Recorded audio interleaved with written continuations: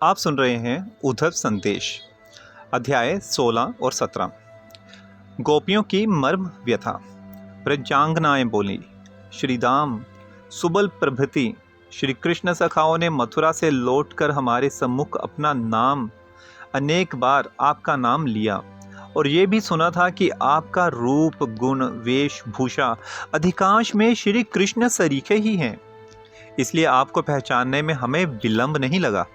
आपके संबंध में और भी बहुत सी बातें हमारे कानों में पड़ी हैं। सुना है मधुपुरी में श्री कृष्ण के रसिक सखाओं में आप ही सर्वश्रेष्ठ हैं उद्धव जी। इसलिए इस एक बात की जिज्ञासा करने की हमारी इच्छा हो रही है। अच्छा उद्धव जी, जरा ये बताओ तो सही कि कौन सी प्रीति, कौन सा प्रेम नष्ट हो जाता है और कौन सा चिरकाल स्थायी रहता है। हमारी धारणा है कि जो प्रेम से हेतुकी है वह नष्ट हो जाता है, अर्थात जो प्रेम किसी इच्छा के कारण है वह जल्दी ही नष्ट हो जाता है, और जो प्रेम, जो प्रीति बिना इच्छा की है अर्थात अहुत की है, वह सदा स्थिर रहती है, विद्यमान रहती है। कोई भी वस्तु हो या भाव बंधन हो, जिसकी उत्पत्ति के मूल में कुछ कारण विद्यमान रहता है, वह तो कारण के नाश होते ही और वह हेतु भी नष्ट हो जाता है। किंतु जिसका कोई कारण नहीं होता, जिसका प्रकाश स्वतः अपने आप हृदय में प्रकट हो जाता है, वह किसी भी काल में नष्ट नहीं होता। तब तो बिना इच्छा की प्रीति अविनाशी हुई ना, बिना इच्छा के प्रेम अविनाशी हुआ ना, कभी ना नष्ट करने वाला हुआ ना। उद्धव, यदि ये सही है तो फिर ये प्रश्न उठता है कि श्री कृष्ण के साथ हमारा जो प्रेम का संबंध था, प्रीति का संबंध था, वह पूर्णतः कैसे मिट गया। तुम्हारे प्रभु के साथ हमारा जो प्रेम था, हम जो प्रेम करती थी, उसका तो कोई हेतु नहीं था, उससे कोई प्रयोजन सिद्धि करने की अभिसंधि नहीं थी, और वह भी जो हमसे प्रेम करते थे उसमें भी किसी उद्देश्य सिद्धि का अभिप्राय ना था। ये तो विशुद्ध वस्तु थी। प्रीति का एतादृश विशुद्ध संबंध समूल नष्ट कैसे हो गया। इस प्रकार की अहेतुकी श्रद्धा, बिना इच्छा की श्रद्धा और प्रीति को भी प्रभु ने किस कौशल से पूर्णतः अस्तित्वहीन कर दिया, कैसे अपने हृदय से निकाल दिया। उद्धव जी, हेतुज प्रीति अर्थात इच्छा की प्रीति विनाशशील है। इसके दृष्टांत जगत में भरे पड़े हैं, किंतु इसके विपरीत दृष्टांत एक भी दिखाई नहीं पड़ता जो बिना इच्छा की प्रीति का हो।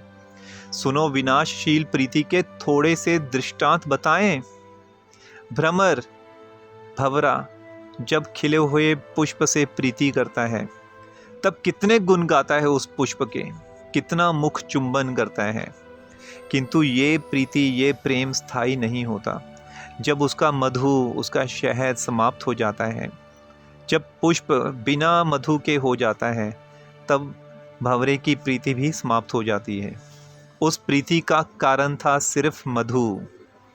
कामुक पुरुष सर्वार्थ सिद्धि हेतु रमन के लिए अपना प्रेम का अभिनय दिखाता है। स्वार्थ पूर्ति के साथ ही जैसे ही वो रमन कर लेता है, उसका प्रेम भी समाप्त हो जाता है।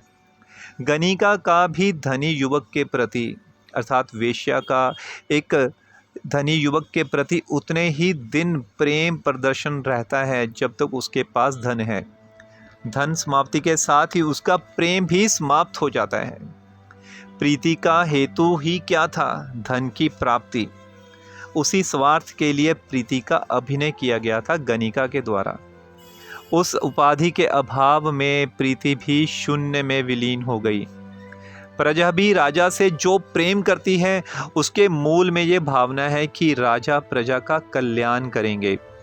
जब राजा में प्रजा पालन की शक्ति नहीं रह जाती, अर्थात शक्ति होने पर भी जब राजा प्रजा के मंगल साधन से उदासीन हो जाता है, तब परम राजभक्त प्रजा भी राजा के विरुद्ध विद्रोह खड़ा कर देती है। प्रजा का कल्याण होगा, इस हेतु या उपाधि पर राजा प्रजा की प्रीति स्थापित है। हेतु नाश से प्रीति नाश अवश्यम भावी है। छात्र भी अपने आचार्य से तब तक ही प्रीति करते हैं जब तक विद्या अर्जन का कार्य परिसमाप्त नहीं होता। अध्ययन समाप्त होने पर फिर आचार्य की याद भी नहीं करते। कारण विद्याध्ययन रूपी सर्वार्थोपसाधन हेतु ही छात्र अध्यापक से प्रीति करते थे। उसके अभाव में प्रीति टिकेगी कहाँ? पुरोहित भी यजमान के प्रति तभी तक प्रीति का निर्दर्शन करते हैं जब तक कि दक्षिणा दान प्राप्त नहीं हो जाता। पुरोहित का हेतु क्या था? दक्षिणा का लाभ। उसके अदृश्य होते ही प्रीति का फिर क्या अवलंबन रहा? पक्षीगण वृक्ष से प्रीति करते हैं, झुंड के झुंड आकर वृक्ष की शाखाओं पर वास करते हैं। किंतु कितने दिन, जब तक वृक्ष पर फल लगे हैं। फल समाप्त हो जाने पर फिर एक भी पक्षी उस वृक्ष की दिशा में ताकता भी नहीं। उपाधि थी फल भोग, फल गए, प्रेम का अभिनय भी गया। पथिक पथ चलते चलते गृहस्थ के घर पर आतिथ्य ग्रहण करता है। उसी ग्रही के प्रति पथिक अब तभी तक आदर का प्रदर्शन करता है जब तक कि उसका भोजन कार्य निष्पन्न नहीं हो जाता। भोजन रूपी स्वार्थ संबंध लेकर ही ग्रह के प्रति अतिथि की प्रीति है। भोजन की निष्पत्ति, भोजन का पूर्ण होने के बाद फिर आदर करने की क्या आवश्यकता है? मृगगण वन के प्रति तभी तक प्रीति प्रदर्शन करते हैं जब तक कि वन अग्नि से भस्म नहीं हो जाता। दावाग्नि दग्ध वन के प्रति मृगों का कोई झुकाव नहीं रहता, वो उसको छोड़ के चले जाते हैं। जब वास रूपी उपाधि ही नहीं रही तो फिर वन से क्या लेना देना? अब वही वन रहने के लायक नहीं है तो मृगों के लिए, हिरणों के लिए वो उस वन से क्या लेना देना? जो जार पुरुष होते हैं वह पर रमणी का भोग करने के पश्चात अर्थात दूसरी स्त्री का भोग करने के पश्चात उसको त्याग देते हैं। इसी प्रकार सभी साधकों पर सामयिक प्रीति का अभिनय मात्र होता है। वस्तुतः प्रेम नाम की कोई वस्तु वहाँ नहीं हुआ करती। भोग रूपी उपाधि हेतु ही मिलन होता है। उपाधि का समाप्त होते ही परित्याग की क्रिया संपन्न हो जाती है। ये सभी इच्छा के कारण सज्ञातव सोपाधि प्रेम के दृष्टांत हैं उद्धव जी। किंतु उद्धव, हमने तुम्हारे प्रभु से जो प्रेम किया था उसमें कभी भी किसी प्रयोजन, किसी इच्छा की अभिसंधि नहीं थी। और उन्होंने भी हमें ना जाने कितना प्रेम दिया है जिसको हम भुला नहीं पा रहे हैं। किंतु उनके प्रेम में भी हमें कुत्रापि किसी प्रयोजन सिद्धि का आभास तक नहीं दिखा। उनका प्रेम भी निष्कपट बिना इच्छा के था। यदि यही सत्य है तो फिर भी बिना इच्छा की अहेतुकी अज्ञात प्रेम में भी विरह का ऐसा संताप क्यों भोगना पड़ रहा है? ज्ञातव का अर्थ है छलना। सुना है ज्ञातवहीन विशुद्ध प्रेम में विरह नहीं होता। उद्धव, यदि तुम रसिक शेखर के रसिक सखा हो तो इस प्रश्न का उत्तर दे सकोगे? और यदि इसका उत्तर नहीं दे सकोगे तो हम समझेंगे कि तुम अन्य शास्त्रों के महान पंडित होते हुए भी रस शास्त्र से नितांत अनभिज्ञ हो, उस रस शास्त्र को नहीं जानते हो। उद्धव जी, हम श्री कृष्ण के विरह हेतु जितनी व्याकुल हैं तदपेक्षा अधिक मर्माहत तो इस भावना से हैं कि निरुपाधि प्रेम में भी कलंक लग गया। जिस प्रेम में तिल मात्र भी इच्छा नहीं थी, कृत्रिमता नहीं थी, उसकी परिणति भी ऐसे दुरंत, उसका परिणाम भी ऐसे विरह में क्यों हुआ? कृत्रिम प्रीति के अनेक दृष्टांत हैं जिनमें प्रयोजन, इच्छा मिटते ही प्रेम अदृश्य हो जाता है। आज हमारे प्रेम का भी यही अंतिम परिणाम दिख रहा है। तब ये प्रेम भी कृत्रिम प्रेम में ही दिखेगा, उस इच्छा रूपी प्रेम में ही दिखेगा। सामान्य जन प्राय इस निष्कर्ष पर भी पहुंचेंगे कि लोग एक निर्दोष वस्तु को भी सदोष मान लेंगे, जबकि इस प्रेम में कोई दोष नहीं था। अब लोगों के लिए तो यही एक समान वस्तु है, चाहे वो इच्छा रूपी प्रेम हो या बिना इच्छा के प्रेम। हमारी चरम परिणति देखकर फिर जगत का कोई भी व्यक्ति हमारे प्राणनाथ से प्रेम नहीं करेगा। उद्धव जी, हाय संसार में इसकी अपेक्षा दर्दनाक घटना और क्या हो सकती है। उद्धव जी, बोलियो तो सही, कृपा करके बोलिए, ऐसा क्यों हो गया। श्रीमान उद्धव महान पंडित हैं, सर्वशास्त्र पारंगत हैं, किंतु इस प्रश्न का उत्तर दे पाने में वे अपने आप को पूर्णतः असमर्थ अनुभव कर रहे थे। ऐसा भी कोई प्रश्न उत्पादित हो सकता है, ये उनकी धारणा, ये उनकी सोच से भी परे था। उनके प्रभु श्री कृष्ण के संबंध में इस प्रकार की जिज्ञासा भी कोई कर सकता है, ऐसा कोई प्रश्न भगवान के प्रति कोई कर सकता है, ये उनकी भावना की राज्य की सीमा के अंदर बिल्कुल भी नहीं था। हैरान होकर उद्धव जी केवल उन अभिनव प्रश्नकर्त्री गोपीजनों के वेदनापूर्ण, अभिमानपूर्ण वाक्य सुनने लगे। अपने जीवन भर में उन्होंने ऐसा कभी भी कहीं भी नहीं सुनना पड़ा था। विस्मय से अवाक होकर वह सुनते ही रहे। व्रजांगनाओं ने कोई उत्तर ना पाकर सोचा कि अरसज्ञ से रस विषयक प्रश्न पूछ बैठना उनके पक्ष में नितांत ही भूल हो गई है, क्योंकि ये रस युक्त नहीं है, ये अरसज्ञ है। इसका फल भी केवल वेदना ही है। इन हतभागिनों को ये कौन बताएगा कि ब्रज सुंदर ने उनका त्याग क्यों किया है। इस प्रकार बोलते बोलते उनके मन, प्राण, देह की समस्त इंद्रियां और वृत्तियां श्री कृष्ण भावनामय हो गई। उनमें अब भला बुरा समझने की सामर्थ्य ही नहीं रही। जिनका नाम ही है कृष्ण, जिनका स्वभाव ही है स्थावर जंगम नर नारी सभी का आकर्षण करना, उन श्री कृष्ण के दूत उद्धव का दर्शन करके गोपियां निर्तिशय रूप से व्याकुल हो उठी। उनमें लौकिक विचार, व्यवहार, भावना, प्रवृत्ति का अस्तित्व शेष मात्र भी नहीं रहा। अपरिचित तथा सद्य परिचित विदेशी उद्धव के सम्मुख ही वह निसंकोच भाव से श्री कृष्ण के साथ अपने रहस्य में प्रेम व्यवहार का वर्णन करती हुई आकुल क्रंदन करने लगी। हा कृष्ण, हा ब्रजनाथ, हा गोपी वल्लभ, हा आरतीनाथ, इस प्रकार के अत्यंत मार्मिक और वेदना भरे संबोधनों से पुकारती हुई व्रज गोपियां खड़ी हो गई।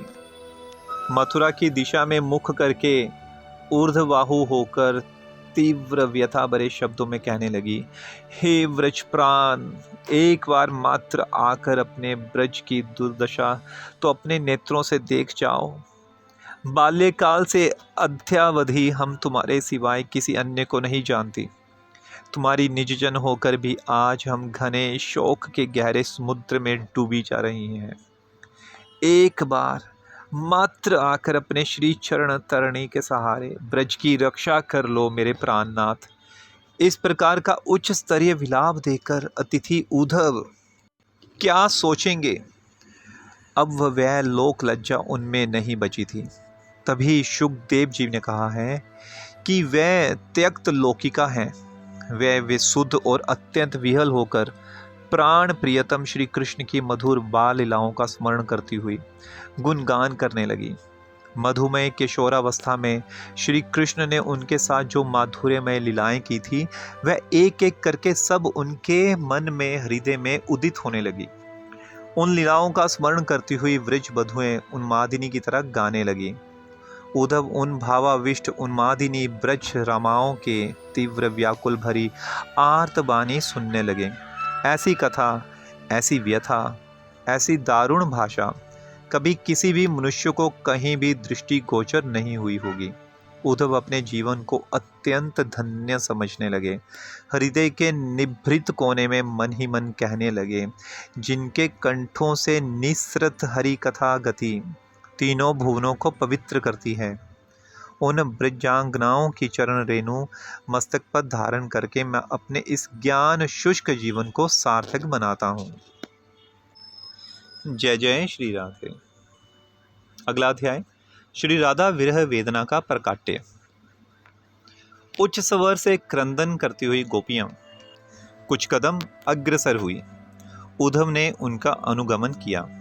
निभृत निकुंज के अंतरतम प्रदेश में श्री कृष्ण विरह की विग्रहवती श्री अष्ट सखियों से घिरी बैठी भूमि पर पड़ी हुई हैं। अन्याने सभी सखियां आकर उनको घेर के बैठ गईं। उद्धव ने देखा कि मध्य में एक अनन्य साधारण महादेवी मूर्ति सोई हुई है। वीर्य वेदना की घनायित विग्रहवती श्री अत्यंत क्षीण कंठ से सखियों को संबोधित करते हुए कहने लगी, सखी क्या कहूं, गोकुलपति का विच्छेद संताप कटा में उबलते तेल से भी अधिकतर उत्ताप युक्त तीव्र ज्वाला से जल रहा है। कालकुट वृक्ष की अपेक्षा भी अधिक चित्त शोभकारी है। वज्र से भी अधिक तीक्ष्ण और कठोर उस पत्थर वक्ष को विदीर्ण कर मर्म स्थानों में पीड़ा पहुंचा रहा है। ये जलन भीषण रोगी को होने वाली जलन से भी कोटि गुना अधिक है। यह भयंकर विरह संताप प्रत्येक क्षण मेरे हृदय को शत विशत करता हुआ विदीर्ण किए जा रहा है। सखी, ये ताप अब और सहन नहीं होता। इस देह को जीवित रखने का अब कोई प्रयोजन भी नहीं दिखता। इस व्यर्थ जीवन को अभी त्याग दूंगी। ललिता बोली, राधे, देह त्याग करने से भी क्या श्री कृष्ण मिल जाएंगे? राधा रानी बोली, मेरा विश्वास है कि देह त्याग करके श्री कृष्ण को निश्चय ही पाऊंगी। मैंने पौर्णमासी देवी के मुख से सुन रखा है कि मनुष्य जिस संकल्प को लेकर, जिस इच्छा को लेकर देह त्याग करता है, मृत्यु के बाद उसे वही गति मिलती है। मेरा भरोसा इसी पर आधारित है। मैं इस दृढ़ संकल्प को हृदय में धारण करके देह त्याग करूंगी कि मृत्यु के बाद मेरी देह में जितना भी मिट्टी का अंश है वह मथुरा के उस रास्ते की मिट्टी में जा मिले जिस पर होकर मेरे प्राण नाथ नित्य आते जाते हैं। इससे मैं उनके चरण कमलों को नित्य अपने हृदय पर धारण कर सकूंगी। मृत्यु के पश्चात मेरे शरीर में जितना भी जल भाग है वह मथुरा के उस विहार सरोवर में के जल में जा मिले जिससे मेरे श्याम सुंदर नित्य स्नान करते हैं। इससे स्नान काल में मैं अपने प्राण प्रिय के अधरों का चुंबन कर सकूंगी। मेरी देह का जितना भी तेज है उस दर्पण में जा मिले जिसे मथुरेश स्नान के बाद नित्य अपना वदन बिंब निहारा करते हैं। मेरी देह में जो थोड़ी सी भी वायु का अंश विद्यमान है वह मेरी मृत्यु के पश्चात श्री कृष्ण के तालु स्थित वायु राशि में मिल जाए। इस हत भागिनी की देह का आकाश अंश उस ग्रह के आकाश के साथ एकाकार हो जाए जिस ग्रह में मेरे प्राण जीवन रजनी व्यतीत करते हैं। मेरे मृत्यु काल का ये संकल्प सार्थक होने पर मैं मरकर ही अपनी समग्र सत्ता द्वारा उन्हें प्राप्त कर लूंगी। इसकी अपेक्षा सुखकर और क्या हो सकता है। क्षण भर शांत रहकर श्रीमती राधा पुनः प्रलाप करने लगी, नहीं नहीं, मेरा मरण कैसे हो सकता है? मरण में सबसे बड़ी बाधा तो ये है कि उनके श्रीमुख की पुनः आगमन की मैं वापिस आऊँगा। ये वाणी हठात श्री राधा ने आकाश की ओर मुख फेरते ही देखा कि एक कौआ मथुरा की दिशा में उड़ा चला जा रहा है। तब वह उसे लक्ष्य करके कहने लगी, हे वाइस राज, सुनो, मथुरा जा रहे हो ना, तो एक मेरी बात भी सुनते जाओ। वृंदावन से बाहर निकलते ही फिर किसी भी अन्य दिशा में देखे बिना सीधे मधुपुरी चले जाना। वहाँ के राजा को प्रणाम करके मेरा ये संदेश कहना, किसी ग्रह में, किसी घर में आग लग जाए तो पहला कर्तव्य होता है कि कोई ग्रह के अंदर, घर के अंदर कोई पशु हो, उसको द्वार खोलकर मुक्त कर देना चाहिए। मेरे इस शरीर रूपी घर में अग्नि प्रज्वलित हो रही है, उन्हीं ने तो ये आग लगाई है। उनसे कहना कि मेरा प्राण रूपी पशु बाहर नहीं जा पा रहा है। इसका कारण है कि उस घर के मुख्य द्वार पे भी आग लगी हुई है, तो वो जाए तो कैसे जाए। उन्हें कहना कि जरा मुख्य द्वार तो हटा दें।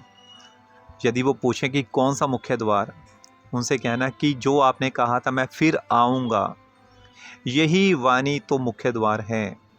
थोड़ी देर रुककर वह फिर सभी सखियों को उद्देश्य करके बोलने लगी, सखी, यमुना नदी के किनारे लीला कंदम्ब के नीचे मुझे अति शीघ्र ले चलो। तुम ही मेरी अंत समय की बंधु हो, इसलिए यमुना रज लेकर मेरी सारी देह पर श्याम नाम लिख देना। उसे फिर तुलसी मंजरी से सजा देना। जब मेरे प्राण निकलने होने होंगे तब सब सखियां मुझे घेर कर हरि हरि कीर्तन करते रहना। श्रीमान उद्धव विस्फारित नेत्रों से विरह कातरता की इस करुण मूर्ति को देखने लगे और उत्कर्ण होकर दिव्य उन्मादिनी की प्रलाप वाक्य सुनने लगे। देखते देखते और सुनते सुनते मानो उनके देह प्राण मन बुद्धि चैतन्य सब मिलकर एक विपुल वेदनानुभूति में एकाकार होने लगे। उद्धव पहचान गए, जिनके विषय में बहुत सुन चुका हूँ, घोर घनी निद्रा में भी जिसका नाम लेकर श्री कृष्ण मेरे प्रभु चमक उठते हैं और गहरी सांसें त्याग करने लगते हैं, ये वही है श्री राधा। श्री सुखदेव जी ने श्री राधा का कहीं स्पष्ट नाम नहीं लिया है। कहा है काचित, क अर्थात प्रेम सुख, आ अर्थात समन्तात, चित अर्थात ज्ञान यस्या, अर्थात श्री कृष्ण को प्रेम करके जिस अखंड अनंत सुख की अनुभूति होती है, उस सुख को जिन्होंने पूर्ण रूप से अनुभव कर लिया है, वह ही यहाँ काचिता है। इस प्रेम सुख का अनुभव तो अनेक लोग कर सकते हैं, किंतु प्रेम की परिपूर्णता नहीं होने के कारण अनुभव की भी पूर्णता प्राप्त नहीं होती। परिपूर्ण सुख का अनुभव एकमात्र श्री राधा को ही होता है, कारण वह महामादनाख्य भावमयी है। अतएव इस जगत में एकमात्र श्री राधा को ही काचित नाम से आख्यात किया जा सकता है। श्री शुक मुनि ने अत्यंत कुशलता पूर्वक श्री राधा का नाम गुप्त ही रखा है। उसका कारण है क्योंकि जब जब वो श्री राधा का नाम लेते हैं, वो तब तब दीर्घ मूर्छा में चले जाते हैं, क्योंकि राजा परीक्षित के पास समय शेष सिर्फ 7 दिवस ही थे। इसलिए अगर वो मूर्छा को चले जाते श्री राधा नाम के उच्चारण से, तो वो 7 दिन जो शेष थे वो भगवत उनको लीला कैसे सुना पाते। इसलिए उन्होंने श्री राधा का नाम नहीं लिया ताकि वो मूर्छा से बचे रहें, और इस प्रकार वो राजा परीक्षित को 7 दिवसीय कथा सुना सकें। इसलिए श्री शुक मुनि ने अत्यंत कुशलता पूर्वक श्री राधा का नाम गुप्त ही रखा और उनको सिर्फ काचित नाम से ही पुकारा। इस रहस्य को केवल रसिक भक्त ही समझ सकेंगे, मूढ़ प्राणी नहीं समझेंगे। जय जय श्री राधे।